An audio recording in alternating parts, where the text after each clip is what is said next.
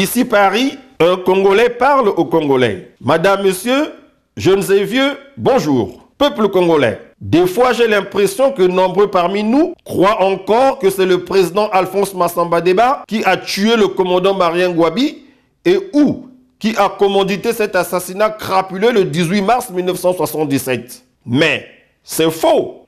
Massamba Deba n'a rien à voir avec ce crime gratuit, crapuleux, abominable. Vous voulez qu'on vous le dise en mandarin? Donc, en plein jour, au quartier général de la Défense, un tailleur et ses copains prieurs, déguisés en tenue militaire, accompagnés d'un capitaine à la quille, se sont rendus à la résidence du chef de l'État réellement pour attenter à sa vie. Quelqu'un me souffle que l'armée était même consignée depuis quelques jours. Ils nous prennent vraiment pour des jambons. C'était un moulin chez Ngouabi. On pouvait y entrer aussi facilement pour massacrer le président de la République. Vous voulez nous faire gober ça toute la vie? N'intimité, ces gens-là, les soi-disant émissaires de Massamba Deba, ont vraisemblablement été roulés dans la poussière. Par qui? Telle est la grande interrogation. J'ai dit au ministre Moussa ceci. Je ne vendrai pas ma voix. Je ne céderai pas et je ne suis pas là pour appuyer la candidature de Denis Sassou Nguesso parce que j'ai, en tant que parent de Marien Ngouabi, je voudrais qu'il me dise comment Marien Ngouabi est mort. Les véritables assassins et ou commanditaires de l'assassinat du camarade Marien Ngouabi courent encore. Ils sont même parfois très proches de nous. Au palais des congrès, à Maya Maya, au stade de l'unité à Kintele. Ils sont là avec nous, même qu'on les voit souvent à la télévision. Un indice, ils nous racontent le plus souvent des bobards, des blablabla, des contes à dormir debout. À la fin des 11e Jeux africains, ils envisageraient même de nous la faire à l'envers. Alouette, gentille alouette, alouette, je te plumerai. Je te plumerai le bec, je te plumerai le bec. Et le bec, et le bec, et la tête, et la tête. Alouette, alouette. Peuple congolais, restons sur nos gardes. Surtout, ne pas céder sur la question de la bonne gouvernance électorale. C'est là que se trouve la clé de l'alternance politique au Congo-Brazzaville. Je n'ai cité le nom de personne, que celui qui se sent morveux se mouche. De toutes les façons, lorsqu'ils ont tué Marien Ngouabi, je n'avais que 11 ans. Le fait que j'habitais au camp 15 août et que j'avais eu l'occasion de lui serrer les pinces 7 ou 10 jours avant sa mort, il sortait de la villa APN, ne sous-entend point qu'il m'ait confié les noms de ses probables futurs assassins.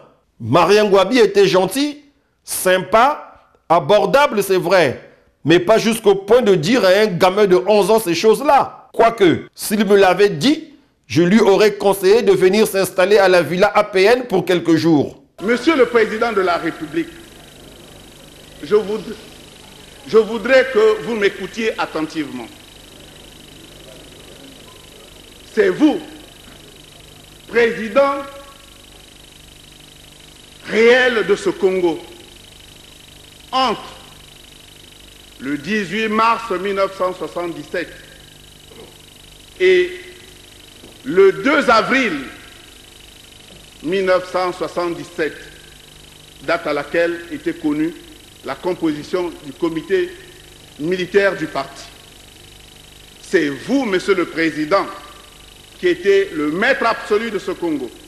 C'est vous. Vous voyez que je vous regarde, je crois que vous êtes devant votre télévision. Alors je dis ceci, que vous êtes seul responsable du dossier de Marien Ngouabi. Et si j'avais été à votre place, Monsieur le Président de la République, en tant que ministre de la Défense, et lorsque le Président de la République meurt assassiné pendant que les troupes sont consignées, moi, si j'étais à votre place, j'allais me tirer la balle dans la tête. La deuxième chose que je vous dis, Monsieur le Président, vous deviez vous constituer prisonnier le 18 mars 1977. Vous ne l'avez pas fait. La moindre des choses que vous pouvez faire, Monsieur le Président, c'était de démissionner et non pas de se maintenir. Car votre maintien a gêné le procès. J'ai un éclair.